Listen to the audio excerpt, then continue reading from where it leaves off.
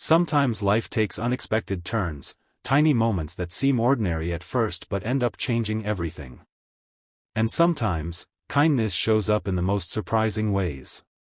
This story begins on a cold, windy evening when a single dad named Mark answered a phone call that wasn't even meant for him. He could have ignored it. He could have simply hung up. But what happened next would melt his heart, break a few walls, and rewrite the future he thought he was stuck with.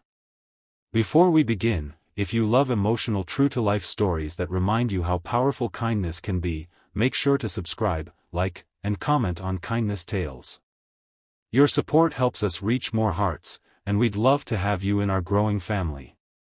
Mark lived a simple life with his 8-year-old daughter, Lily. After losing his wife 3 years earlier, every day had been a balancing act, working long hours as a tow truck driver, helping Lily with homework, packing lunches, and doing his best to be both mom and dad. He wasn't perfect, but his heart was full of love, and Lily always said he gave the best bedtime hugs in the world. It was around 9 p.m. when his work phone buzzed. He was already driving home after a long shift, exhausted, hungry, and thinking about reheating leftovers. But when he answered, the voice on the other end wasn't asking for roadside help. It was a young woman, panicked, her words trembling. She said she needed someone, anyone, to come quickly. She mentioned a broken-down car on a quiet road outside the city, and then the call cut off. Mark stared at the phone. He hadn't received any job request from dispatch. The call was clearly a mistake. But something in her voice, something scared and lonely, stuck with him. He sighed, turned his truck around, and drove into the night. When he arrived, he found a sleek black car parked under a flickering streetlight. The woman leaned against it, hugging herself to stay warm. She looked young, maybe late 20s, wearing a long beige coat and expensive shoes, clothes that didn't match the empty road behind her. Mark stepped out and introduced himself. Her eyes softened with relief. She told him her name was Elise. She apologized for calling the wrong number, explaining she had been trying to reach her family driver but must have misdialed in her panic. But by then, Mark was already checking under her car's hood.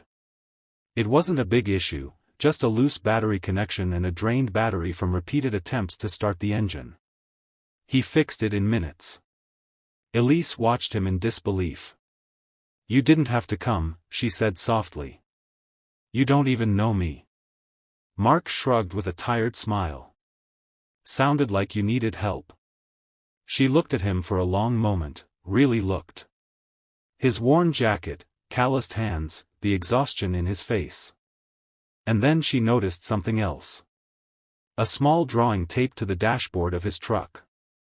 A crayon sketch of a smiling stick-figure man holding hands with a little girl. "Your daughter?" she asked. "Yeah. Lily. She waits up for me when she can," he said. Something warm flickered in Elisa's eyes. Gratitude. Maybe admiration. Maybe something else entirely. Before he left, she offered him money, much more than what the job would have paid. But Mark shook his head. "Just glad you're safe," he said. "That's enough." He drove away without knowing who she really was. Without knowing that she wasn't just anyone. Elise was the heiress of the Harbrook Foundation, a massive charity group known all over the state. But Mark wasn't the type to recognize wealth by clothes or last names. To him, she was just a person who needed help. The next morning, Lily woke up early and pulled Mark out of bed to show him a school project she had been working on, a little cardboard model of a house. "It's our future home, Daddy," she said proudly. "The one we'll live in someday when you don't have to work so much." Mark smiled, but inside his heart tightened. He had been behind on rent for 2 months. He'd hidden the overdue notices under his mattress so Lily wouldn't see them. He was doing everything he could, but life just kept stacking challenges against him. Later that afternoon, as Mark prepared for another long shift, he heard a car pull up outside. A familiar voice called his name. Elise stepped out, wearing a warm smile and carrying 2 cups of hot chocolate, one with extra marshmallows, which she somehow guessed Lily would love.